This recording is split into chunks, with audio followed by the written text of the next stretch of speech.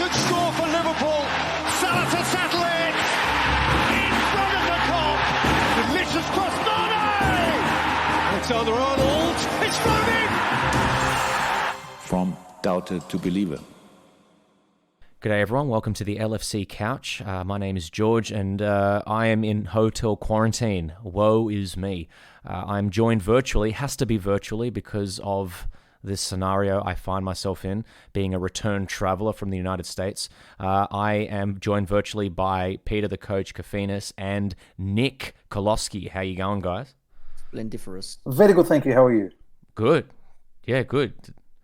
Did I get everything right there? I just realised, Nick, I don't say your last name very often because you're Nick Nova to me. Yeah, no, you got it right. You did well. It's easy to pronounce. Not hard at all. It's not hard at all. It's not like Nicky Nova. Nicky Nova. No, it's like those Greek names that sound like either a disease or a dinosaur. Not that you have a Greek name, but I'm just saying that, you know, sometimes Greeks have to deal with that. I get a lot of misgivings about my name. People like to, instead of saying Koloski, they say colonoscopy, so I'm used to that one a lot. Well, there we go. I used to get bacon and egg xanthus, so how about that one? You know what? I wouldn't mind getting one day and just record the outcome. That'd be actually pretty funny.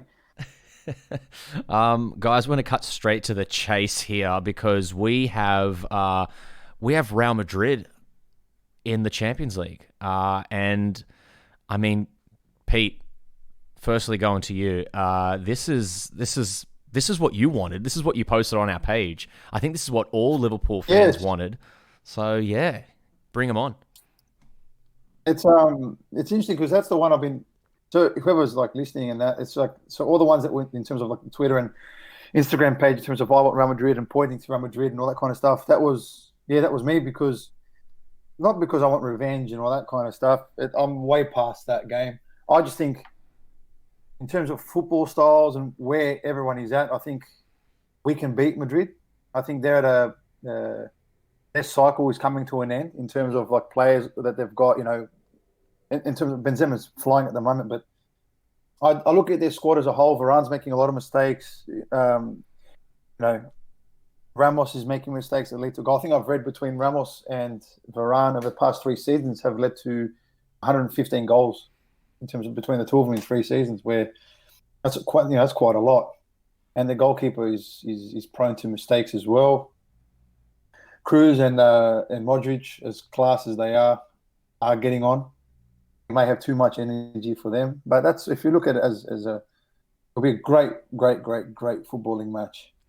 It's interesting what you say there, that there might be the perfect opposition football-wise for us. I guess what you mean by that, and I'll throw this over to you, Nick, is the fact that they probably have too much pride to sit back and defend, but at the same time, there's a soft underbelly perhaps there, like Pete mentioned. The defenders are a little bit, you know, haphazard at the moment. You know, one of their attackers is firing on all cylinders, but, you know, it just seems like, there are worries for Liverpool, perhaps there, but this is kind of a perfect thing for us right now. Not perfect, but it's decent.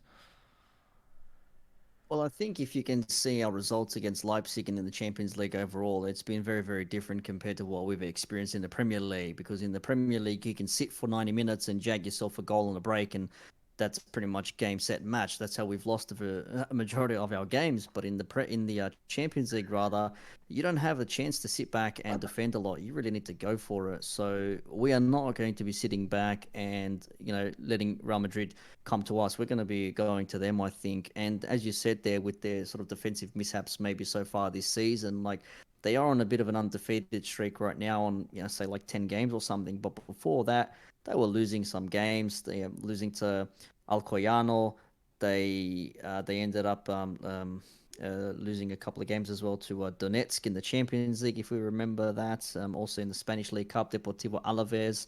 So there is something to this Real Madrid team that you can get at. And as Peter rightfully mentioned, some of their core players are getting old. I still don't know how Modric is actually playing, to be completely honest with you. He's a player I've completely forgotten about, and after his move from Tottenham there, everyone sort of laughed about it, but he's actually been quite a bit of a cult or club legend at Real Madrid. So there's something there in it. I mean, their main attacking threat is Benzema, who has always maybe been in the shadow of Ronaldo when Ronaldo was at the club, but he's really come into his own. But I mean, if we really only have to worry about one player, I don't think we're going to have much to worry about in general. But then again, we've got our own frailties that we need to look out for as well. So it's going to be an interesting one, and we definitely will be looking to exercise demons from 2018 in this home and away league. I want to throw this one at both of you. I might start with you, Nick, very quickly. How do you see Liverpool getting at this Real Madrid side? Because it seems like Liverpool have almost been stubborn in that they're just going to stick to this 4-3-3. They're going to stick to the system that kind of won them the Premiership and what got them to where they are. But it looks like if you sit deep and just defend in numbers against this Liverpool side, it's the analogy that they use about a Ferrari being stuck in traffic. That's kind of what happens with Liverpool. Do you expect that we keep going with the approach that we've kind of what we did against Leipzig? Do you see that being something that we can weaponize against Madrid? Who would you expect that would maybe shine in that game, perhaps? I mean, for us, you definitely have to see Mohamed Salah. He's got something to prove against Real Madrid and against Ramos as well. And this could potentially be Ramos's last season at Real Madrid. And there's nothing more than what Ramos probably wants than to perhaps go at Mohamed Salah one more time. But again, if we've got Firmino on form, Mane doing Mane things, plus if we have the novelty, and just hear me out on this one, imagine just having Fabinho playing as a number 6 instead of a centre-back. I think that might bode well for us, provided we've actually brought centre-backs in to play centre-back in Kabak and Davies, or Kabak and the man who just heads everything, Nathaniel Phillips. So I'm not too worried in that sense there, but if there's one thing you really have to look out for, it is their quality in the midfield. And as I said, they might be getting on age. Kroos and Modric are still quality players, and Benzema can jag himself a goal, and he maybe got himself a lucky goal against us in that 2018 Champions League final. But overall, I'm not worried about this Real Madrid team, because we've seen that they can be a little bit frail at times. And if you pull a Donetsk and get yourself a couple of goals, and we've got much better players than Donetsk. Let's be completely honest with ourselves. So there's more quality with us than there is with the other teams they've played recently. So I'm not too worried. I hope the words don't come back to haunt me. But in saying that, I think we should be well equipped to maybe make do with this fixture. Yeah, Pete, right back at you. I think, look, it's Real Madrid at the end of the day, and we always have to respect the fact that they're won the competition at the total of 332 times. So I think this is their bread and butter at the same time. In terms of player of the match, I can actually see it happening, and I'm not even questioning it. I'm actually very confident I can see it happening. I think Thiago is going to walk both legs on his own. I think Thiago is going to be the one that everyone talks about once these 2 legs are over. I truly see him pulling strings, being that Thiago that we've seen at prime, during his times at Munich. Obviously, he's got the history of Barcelona. I definitely see Thiago being the main man in terms of the over both legs. I think we're going to mention this guy's name a bit more later on, I'm sure, but I think Wijnaldum's energy and enthusiasm in the middle of the park, I think, is also very, very important in this kind of tie. And basically what I'm trying to say to you is I think this game will be won lost in the middle of the park. I think with Fabinho, Wijnaldum and Thiago, if that's our midfield 3, it's pretty good. Like it's a nice midfield 3. There's plenty of balance. I think that helps us massively. I just hope Klopp doesn't turn away from the fact that that's the best midfield you could possibly field out. And it is a Champions League winning midfield. That midfield 3 there can go against any midfield 3 that's left in the Champions League and go toe-to-toe with them. And then the service to the front 3, there'll be plenty of it if Fabinho's in midfield, because he does win the ball so high up the park. Then it just comes down to the front 3. Do they actually take their chances this time around? Because they will get chances. And believe it or not, it's actually not Salah I'm worried about missing chances, because that's a normal, but he's actually scoring a bit more. For me, it's Mane. Mane's a little bit, I'm worried about Mane at the moment in terms of his lack of productivity in front of goal. It's interesting what you say there about the midfield 3. it's exactly where we lost the match in Kiev, and it's their famous words said by far out secondhand man. My goodness, this is quarantine for you. Pep Linders, my Pep Linders, God, Paul Pep Butts. Linders. Yeah, it's Pep Linders' famous quote where he goes, "We signed Fabinho basically at the end as soon as we lost that final." In their brain, they said this midfield needs work. If Fabinho is number 6, I think that there's a spine and there's a bite to that midfield that Real Madrid didn't come up against before. There is a reformed Gini Wijnaldum in the sense that he's gone through that Champions League winning season that he did, and then we've got Thiago, who's just won the thing the year before. So I think you're right, Pete, in that I think the battle can be won in that midfield. And we've seen once this team, like if they're a Ferrari on a highway or a freeway, I think the front three operate a lot nicer if they've got space to kind of run around in. And it's just against those bus parking Premier League teams that they've really had the issues. I want to ask both of you. Very last thing on the Champions League. There seems to be a lot of waxing lyrical about Istanbul and returning to that city, and people are looking for signs here and there. Pete, I want to ask you. This is just right off the bat. This is kind of a mean question. Can we do it? Of course we can. We're the kind of team that once we get past the quarterfinals, it's anyone's game when it comes to Liverpool, and Liverpool have that pedigree in Europe. I think if they're fans, man, if they were fans, I'll tell you would win this, only because we've got nothing else to lose for the rest of the year, really. So a home and away leg, Madrid actually coming to Anfield with fans there, considering what happened back in the last final, I think Real Madrid wouldn't walk out at least topping 3 or 4. Problem is that there's no fans. Do you think it suits us, Nick, that we kind of have it's almost like a Groot in like the Avengers, how he's like this tree thing, and then he gets killed and then comes back as this baby Groot that's kind of like he has his own powers, like coming back. What was that? Sorry? A little psychopath Groot. Groot. But it's kind of like Liverpool had to be chopped down to kind of re-emerge because we were kind of. It's really weird. It's like that problem that Mourinho has where he says we're the underdogs and then they become the best team in the world in Chelsea and Real Madrid and all the teams that he's kind of, managed across the years, Inter, Milan. And then the team stops believing that they're the underdogs.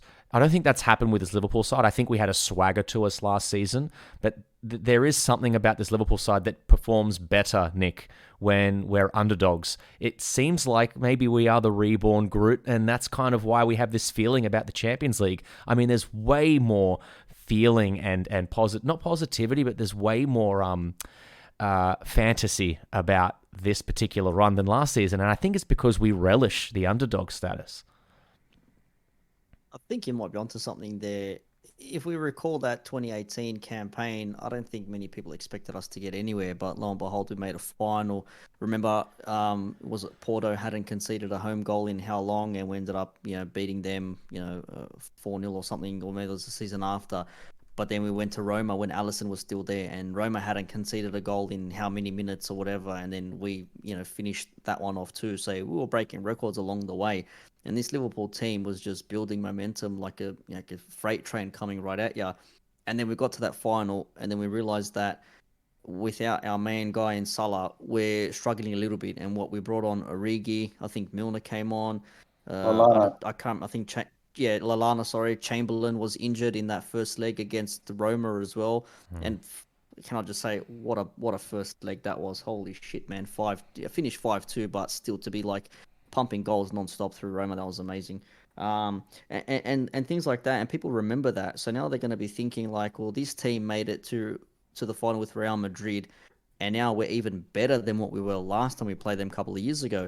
And Real Madrid have sort of aged at the same time. Now, they still have some key players in their squad, but that's not to say that Liverpool are going to be fearful of them. I think we are definitely much better equipped this time around to handle this Real Madrid team and even go one further. And we could end up playing Dortmund or City in this semi-final. Sorry, if we end up making it through, and there's more romanticism behind that as well, because again, it's Klopp versus Pep or Klopp versus his old team in Dortmund. Isn't And, it Chelsea or Porto? is that semi-final or potential final? How do they The grade this semi-finals, Chelsea or Porto. Oh, okay. That's why so the whole Istanbul thing is coming back, because it's Chelsea in the semi-final again, just like 2005 when the final was in Istanbul. That's right, the ghost goal. That's right. Yeah. Yeah, Luis Garcia, yeah. Yeah, so I don't know. I do think we're much better equipped to take on Real Madrid this time around here now, and I'm looking forward to a good contest, a good game. But there are going to be the players who were there in 2018 that are going to want to do one better, and I think with Alisson in goals, again, touch wood, we have a much better goalkeeper than what we had last time we faced them. So yeah, I'm all positivity on this one. I want to try and, I mean, I don't know how well this is going to go, because if I firstly ask you guys, I'll actually, a very, very quick question, and then Nick, I'll ask you, and then Pete, you come in straight after.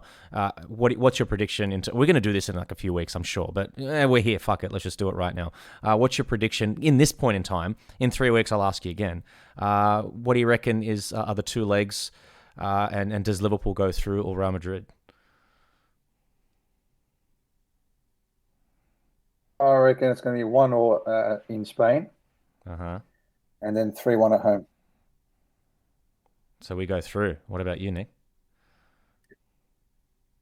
I reckon we jag and narrow win away in Spain, but then when we play at home, Anfield being Anfield as it is at the moment, it gets a little bit tense, but we go through on away goals. And then I want to throw you guys this. Are we going to play Anfield or Budapest? Bro, let's go to Budapest, man. We've been winning. If it's Budapest, then we're going through. Then that's it. We're done. Yeah. Actually, speaking of, did you see? I think it was the official website. They had our home ground as the Puskas Arena. Did you see that? Was that a Photoshop? Or was that the website? I feel like it was a Photoshop. It was brilliant. It was brilliant either way. Look, this is a little bit off topic, but what do you? I'm just going to go through the other 3 quarterfinals, and you guys just give me a gut feeling of what you think's going to happen. Okay, so I'm going to leave the juiciest one to the last. So the most useless one: Manchester City versus Dortmund. Who do you guys think goes through there, Pete? Oh man! Or Look, whoever wants to say I think City first. will be too much for them. Yeah. I think City will be too much for him, but I'd love to see Haaland just introduce himself to world football officially by knocking out City. Kicking the ball really fucking hard. Like, what is he? Like, he looks like a FIFA player. Like, he looks like glitch FIFA 12, where, like, the shooting was too overpowered. It's just like, what is he? He's crazy.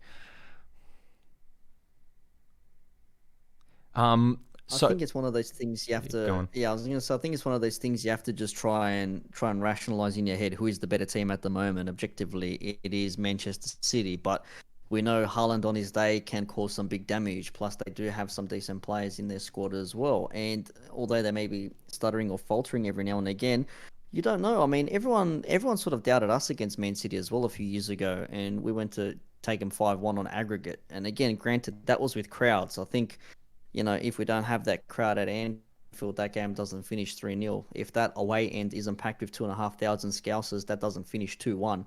And we had a little bit of luck with refereeing decisions and no VAR in place and all that sort of stuff. But in saying that, still, it's a tricky one. It's going back to what I was saying before, where the relishing of the underdog trait. Now, this season, it may just have worked out. Like, I really hope that this is that we come back to a podcast like this. Firstly, I hope I'm not jinxing it, but secondly, I hope we come back to a podcast like this and we go, oh yeah, that was kind of what was happening, and we start to be grateful for the way that the season has gone, because the way that the season has gone, Liverpool have become this, borderline disaster. And so we have to, like Groot, rise out of the ashes and become this underdog, like, heroic story. And that's how we beat Man City the first time that we did. That's how we used to beat them in the past. And notice last season, I mean, we did beat them that one game, I think, but on the return leg, they beat, what do they thrash us? Do they not? Did they beat us away from home? Or is it a draw? What is it last season? Right at the end of the year, don't they beat us? I remember. Does anyone remember? Yeah, City. Oh, that was after we won the league, though. They beat us 4-0 after. 4-0, yeah, but still, like, that was we were the champions, and we were complacent because we thought we were the best, and they were this counter-punching team. And if I'm not mistaken, in that game, Liverpool are kind of bossing things, and then it's City that kind of get this not a counter or breakaway, but it kind of Liverpool don't take their chances, and then it feels like City are just going 1, 2, 3, 4, kind of like what Liverpool were doing in the reverse fixture when it was in the Champions League. So this whole idea of Liverpool being this, perhaps an underdog, I reckon it suits us to the ground in this Champions League. Pete, we're used to chasing. Absolutely. We all think Man City, it seems, going to go through there. Very quickly, Bayern versus PSG. Pete, who do you think's going through? I actually think PSG is going through. Interesting. Nick? Well, that's a tricky one there. I think Bayern is going to take this one. I think they're just too strong at the moment. It'd be nice to see PSG knock them out and say, like, actually, no, PSG actually, the old trope, get revenge on, last year's grand final and all that crap. But I deep down, I'll probably say Bayern's going through in that one. Interesting. And then we've got Porto-Chelsea. This is essentially a team that we verse. So it sounds like we think that Chelsea's going to go through there. You both kind of insinuated it, more so you, Pete. Yeah, we'll be Chelsea. I think he's done an unbelievable job with them. Like, I actually enjoy watching Chelsea play. I watch them play every time I can, purely out of just learning purposes for myself. Obviously, I hate Chelsea with a passion, but the football side of me says watch Tuchel's team because they do really, really, really well. And he hasn't conceded a goal yet. Wow. Well, he's conceded a couple, maybe not in the Champions League, maybe. I think they've conceded a few, but not in the Champions League, I don't think. It'd be worth a quick check because he's, I don't know, he's doing unbelievable. Well, guys, that's interesting. So it's going to be Liverpool versus Chelsea, Man City versus either one of Bayern or PSG because we've got a 1-1 there. Maybe I can settle the tiebreak. I think it'll be PSG. So let's just say it's PSG versus Man City in that. Just to move on, we had some. I don't like talking about this news. I mean, Pete, you said you wanted to talk about it. I don't like talking about it for the very fact that the news has been broken by that bald piece of fucking shit, Duncan Castles. Why are we listening to this clown? Why does he get to report? He should be banned, like the Manchester refs can't report on, like, I can't referee Liverpool games kind of thing, even though it still fucking happens with Anthony Taylor. But this guy should not be allowed to talk a word about Liverpool given his past. But he literally like runs a podcast where there was a period of time where he just badmouthed Liverpool nonstop. And then second in line was Man City because he's a United supporter. Famously had his baldy head up Mourinho's ass at one point. But he, the dickhead, has reported that it is a foregone conclusion. Gini Wijnaldum is scheduled to leave the club. It's something we all knew was going to happen, but now it's kind of happening. I think the thing that I just want to put in your guys' head, we're always going to say, yes, he's this, great servant to the club, and it's always going to happen. And he's a club legend. Who knows? He's done a lot of stuff for Liverpool, but he leaves for free. This has happened again. We're losing a player for free, and the thing is that you can call it just like complacency from the club, but I think they've been trying to get a contract in front of him for the last 2 years. And as much as I do like this whole thankful for Gini, and I'm definitely thankful for him, there is something kind of shitty about leaving a club for nothing. We've spent a lot of money on Gini Wijnaldum, and he's given us a lot in return. But to leave for free feels pretty cheap. I'll start with you, Pete. I blame the club. I think it's not Gini's fault. I think the second he's rejected the contract or he started umming and ahhing the first time, he should be looking at getting a price tag from him. I think that's just the way it is. If you don't, I love Gini, to be honest with you, but it's one of those things that if it was obvious from the start where he wasn't going to sign straight away, start asking for people how much you want for him.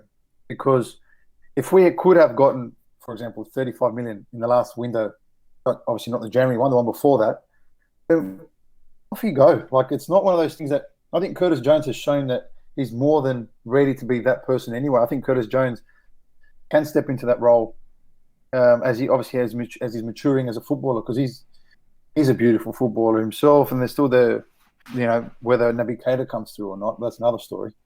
But I I look at it like that. I think it's not Gini's fault that he's going for free. I think it's the club's fault that he's going for free, and we should have done better to get as much as we can for him because he's a Premier League winner, Champions League winner, Club World Cup winner, we know the rest, and he's going for free. Nick? Yeah, one of the things he's actually said or quoted as saying recently is that it would be a difficult decision to make, but he says you know the situation and why you have to leave, and also says that it depends on the situation, but I would be devastated if I didn't play with this team anymore. I'm not sure how recent those words were, so how much people want to read into that is completely up to them. Take it with a grain of salt, but I agree with Peter. I mean, if we knew that his years coming up, all right, he's going to be 30, or he already is 30. He's spent, arguably his peak years with us. He's won a league, won a Champions League, and that's pretty much what footballers in Europe want to do, essentially. So he's already done that. And I think if Koeman wasn't at Barcelona, I don't think there would be as much of a pull for him to go there. I think purely the fact that Koeman is there because of the link with the Netherlands team over the last few years, that's why he's going there.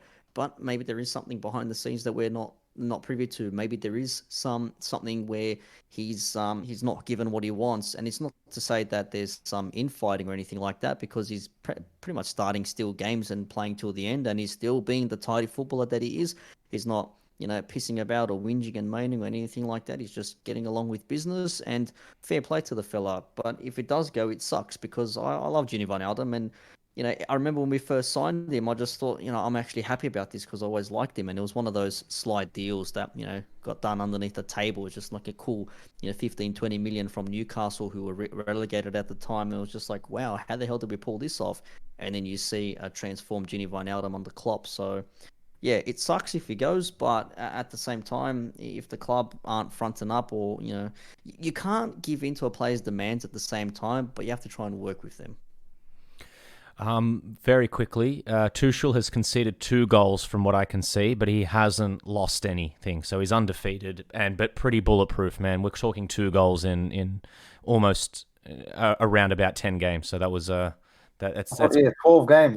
Yeah, that's 2 and 12. I think, it's more or less 0. But I hear what you're saying there, Nick, and both of you have made points that absolutely that I would make, and like I prefaced, I'm grateful for Wijnaldum, but let me ask you guys this. I'll ask you, Pete, because Gini was not.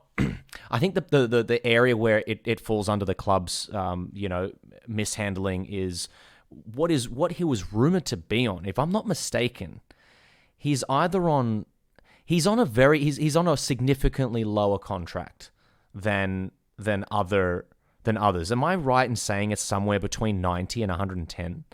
Or I'm sure he got offered a new contract somewhere. Does anyone know the exact amount of what he was? No, but I think you're right in between there, yeah. Oh, Nick. Just doing a quick little search here. It says current contract. He said he signed a 5-year deal, £23,400,000 over the 5 years. Average annual salary of £4.7 million. So yeah, I don't know what that is divided by the years or whatever. However many. Nick's going bloody Goodwill Hunting. He's going to go get the whiteboard out. I was going Alan in The Hangover, just getting calculations running through my head, algebraic formulas. Well, are you so hold on? He signed a 5-year deal with Liverpool when he signed for the club, and that's the same £90,000 a week. So this is his first contract. So So this is the original contract he signed on. Now Mohamed Salah signed a new one. Mane did. Firmino did. Alisson and Virgil arrive on their one. So it's actually, now that we kind of do a post-mortem on it, that is borderline negligence. However, in halfway through that period, is there any moment where right now, you know what? You're going to answer my question even when I ask it at this moment in time. Is Gini Wijnaldum, Pete, worth £200,000 to you a week right now? Would you offer that to him? Right now, 100%. He's been our most consistent player this year. Okay. Nick, would you offer him $200,000 right now? You ask me right now. If you ask me for next season, I'll say no. Oh, sorry, say that again. For next season? if you say right now, in terms of what he's done for us this season, not being injured, playing week in, week out, all that kind of stuff, I'll say, yeah, he's worth 200,000 for what he's done this year. Okay, so that means you want him to sign a 5-year, 200,000 a week deal. That's what he wants. Because he's 30 years old. Yeah, but that's what he wants. That's what he's getting. You were going to see from Barcelona. That's what he's going to get. That's what he's asking for, and he's not. And Liverpool are saying, "Look, we'll give you 150," or they're saying something significantly lower. But they're like, "You can't earn the same as Van Dijk." I'm sorry, it's not happening. Van Dijk needs to be the highest. He won't get that at Barcelona. Barcelona already have enough financial issues as it is. They have to unleash. They have to sell 2 or 3 big players to make that kind of money for him. They will, though. I'm sure someone will leave, but they're not signing him for a fee. So they usually are signing people. Like, is Griezmann cost them? If I'm not mistaken, who have they got for free recently? I'm sure they've wasted a bunch. Who?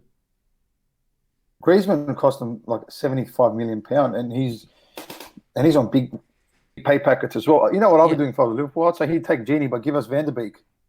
Oh, the other one they've got. What's his name? Yeah, well, they can't do that. We can't do that because he's free. But already Barca are saving money. I mean, I think they can, because they're saving on the transfer fee, they probably can put, that's why they're putting their premium. That's why Gini's head's been turned. And Gini's going like, you got to he's basically saying what it seems like, you got to match them.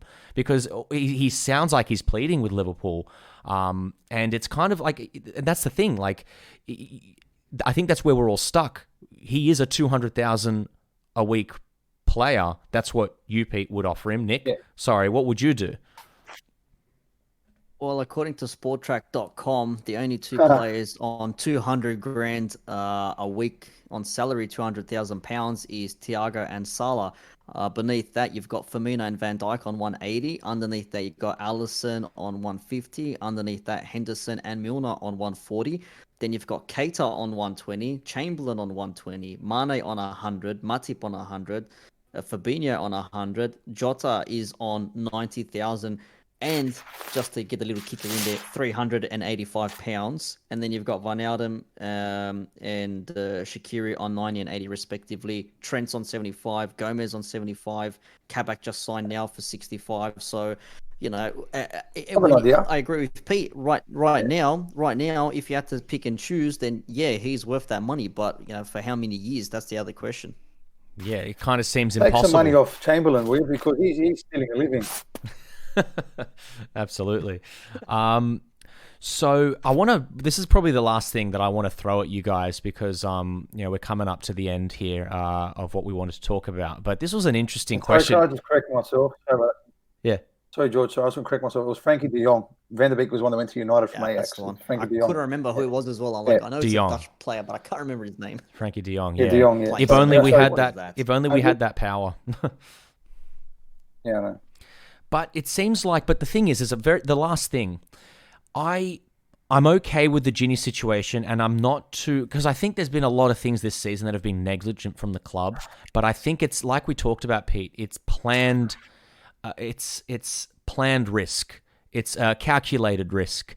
And that's what's gotten Liverpool to where they are right now, and we're grateful for that. And then when it kind of doesn't work, we get upset with them. So we're basically going to get the shits no matter what happens. So sometimes we do have to take a step back and go, well, we're going to applaud them for taking these chances. We're going to applaud them when all those chances come off and it works. And then when it doesn't work, we've kind of just got to accept it and go, look, we go again next season. The reason I say that is because we can be called negligence from the club, but Emre Can tried to do this and it didn't work. We let him go and his career went down. It's safe to say Liverpool got better without him. Gini Wijnaldum tried to do the same thing. He knew that his contract, and you know what? Having said that, that is gross that he was on 90 grand when there was that many people above him. That is definitely a form of negligence. But who knows? Halfway through his contract, Liverpool probably said to him, here, we'll give you 120. He goes, no, I want to be on 170. I want to be on 180. And they're like, well, we'll come back. And then the next year we win the Premier League. And they're like, okay, we're going to give you 120. He's like, no, I told you I want. And they keep coming back to him. And Liverpool go, for our long-term strategy, we can't be having players bully us. That's not how it's going to work. If they want more money, they go. It's as simple as that, because it keeps the wage structure in place. If he shoots up to 200,000 or whatever he was asking for, it throws everyone off. And we saw the capitulation at United. What happens when contracts kind of get out of whack. Alexis Sanchez and David De Gea were having a pissing match on who was going to earn the most. They ended up on £350,000 a week. That is double what most of our players are making. But the question I was going to pose you guys in the face of all that, a friend of mine said, Gini's going. You know him, Pete Ricardo Sequeira. Shout out if he's listening at all. Oh, yeah. But he said, who would you rather, Gini, Wijnaldum, or Thiago? Because it kind of seems as though Wijnaldum's on his way out, and we've given Thiago this bumper pay packet. He's not a replacement for Wijnaldum, but it's like one person's coming in and establishing and one person's leaving. Of the two, which would you prefer? I'll throw this one at you first, Pete. I should have warned you. Obviously, Thiago. Yeah. I prefer Thiago because I've been in love with Thiago for years and years and years. But the whole time you were talking, I was thinking of one thing. I hope to God we're not letting him go because we're relying on Naby Keita. Good point. That's honest to God, because I got this thing that's like, oh, we'll let him go because, Keita's getting fit now. No, he's not, because how many games has he played this year? 3? 4? Mm-hmm. Yeah. So for me, if we're going to not bring anyone in, I'll be looking at Curtis Jones saying, go on, son. Nick, who would you prefer, Thiago or... Well, this is the thing. Thiago's already older than Gini. Plus, is he? Thiago. Is he older? Or is he? He feels like he's 29. I feel like. No, sorry, he's 29. Sorry, my bad. No, isn't that crazy? I keep thinking he's. Yeah, I keep thinking he's older because he's got grey hair. Maybe. Yeah, he's 28. He'll be 29. He's been around so long, though. He played for Barca for such a long time at an early age. Yeah. Yeah, that too. So Barcelona plus at Bayern Munich, now at Liverpool. So, I mean, and let's just get this out there as well. A lot of pundits and football commentators and journalists have mentioned that, or put forward the suggestion that Thiago just doesn't work for Liverpool's structure. I don't think that's correct. I think if you see Thiago play week in, week out with Van Dijk and Gomez at centre-back alongside Fabinho and a Henderson, or a Wijnaldum for however long he's going to remain at the club, you see a completely different Thiago and a complete different Liverpool. So I don't buy into that bullshit, not one bit. But at the moment, if you're going to look at age and what they can bring to you, you say Thiago, but we've seen Gini as well. When he bursts forward, when he's in that advanced role, he gets himself in good positions, doesn't score as many goals as he probably should. But then again, Thiago's not the player to score the goals. He's there to player to break down the defense and try and play balls through. And we've seen his quality already. So if we're looking for a screener and someone to shield the ball, Gini Wijnaldum is that. But that's what we have Fabinho for. At the same time, you want someone to play out. That's where Curtis Jones comes into it. And Naby Keita, for the odd occasion that he is fit, he can dribble past a couple of players and get a pass on. So I don't know if we bring in anyone else, but yeah, you say Thiago sticks on. He's got 4-year contract. He's on 200 grand a week. Like surely there's something in it. Ooh, someone opened one of those memes. The dude, you guys were saying about Curtis Jones being the replacement. Before we end, I've been beating this drum for a while. I mean, this kid's only 18 years old, and we played against him recently. Gravenberch, he is just a slip in for me. 6'3", 6'4", attacking, great shot on him. For some reason, has pace. I don't understand how it's possible with his size. 18 years old, seems like an absolute. Just nailed on to be perhaps a Gini Wijnaldum replacement. But guys, it's been great talking to you guys. You've kept me company here in hotel quarantine. Liverpool have got Real Madrid coming up in the Champions League. We do have news of Gini Wijnaldum leaving, but we've got 3 weeks off to talk and kind of let everything simmer, as it were. And it's going to be a long 3 weeks, but I think it's a good one. I think it's safe to say all of us are kind of relishing the opportunity not to watch the Reds be weird in the Premier League. But when we come back, there's going to be Real Madrid. There's going to be Arsenal, Aston Villa. It's going to be fun, guys. Yeah, I was going to say we'll do a pre-Arsenal one soon. Anyway, we'll get together. We'll do another pre-Arsenal one. And we can do it in person. Actually, I've got a bit of news for everybody. Well, I just read now. Go on. Javi Alonso has just been manager now. Yeah, he's going to take over the Borussia Mönchengladbach head coach role for next season. Oh, wow. Pete, you got to get on the phone to him. Good Haven't old you? Xavi. You've been somewhere near Xabi Alonso once before, haven't you? In the same building when at Real Madrid. Get on the phone to him, mate. Get to Germany. Use that Greek passport. Yeah, I was just telling. Remember that day I was in the same building as you, but you never met me. He'll be like, oh yeah, I remember. But anyway, guys, thanks for chatting. Thanks for keeping me company here in hotel quarantine. This has been the LFC Couch. See you all later. Score for Liverpool. Salah to settle it. In front of the Kop. Delicious cross. Mane. Alexander-Arnold. It's thrown in. From doubter to believer.